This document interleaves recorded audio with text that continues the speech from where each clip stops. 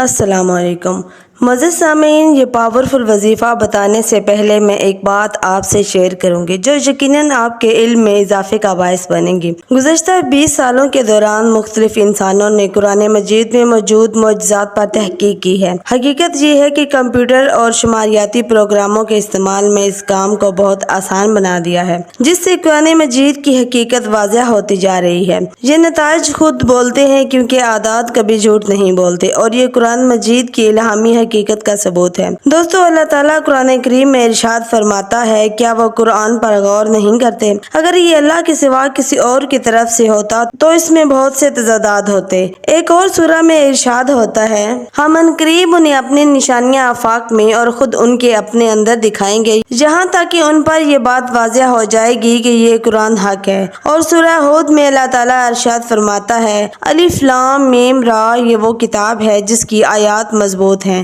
اور دانا و خبردار کی طرف سے تفسیر سے بیان کی گئی ہیں۔ دوستو، یہاں ہم قرآن پاک میں موجود چند آداب کے معجزات پیش کر رہے ہیں۔ لفظ شہر یعنی مہینہ قرآن میں 12 بار ذکر کیا گیا ہے، جو کہ سال کے 12 مہینوں کے برابر ہے۔ اسم اعظم کو پڑھنے سے پہلے ہم اول و آخر 12 مرتبہ درود شریف پڑھیں گے۔ اس کے بعد قرآن پاک میں لفظ یوم یعنی دن 365 بار ذکر ہوا ہے، چونکہ سال کے 365 دن کے برابر ہے، اور اس اسم اعظم کو 365 مرتبہ پڑھیں گے۔ اس کے بعد قرآن مجید میں لفظ ایام یعنی دن 30 بار ذکر ہوا ہے، جو کہ مہینے کے دنوں کے برابر ہے، اور اس وظیفے کی مدت 30 دنوں کی ہے۔ سامعین کرام، اس کے بعد قرآن میں لفظ صلاۃ یعنی نماز 5 مرتبہ ذکر ہوا ہے، اور مسلمانوں پر روزانہ کی 5 نمازیں فرض ہیں۔ ہر نماز کے بعد ہم 365 مرتبہ اس اسم اعظم کو پڑھیں گے۔ معزز سامعین، یہ کچھ مثالیں ہیں جو قرآن پاک میں موجود حیرت انگیز اور ناقابل یقین معجزات کو بیان کرتی ہیں۔ یہ بات یاد رکھنی چاہیے کہ قرآن میں اس کے علاوہ کئی اور معجزات بھی موجود ہیں۔ اب میں آپ کو اسم اعظم بتانے جا رہی ہوں جو نہ صرف آپ کی زندگی بدل سکتا ہے بلکہ آپ کی مشکلات کو بھی حیرت انگیز انداز میں حل کر سکتا ہے۔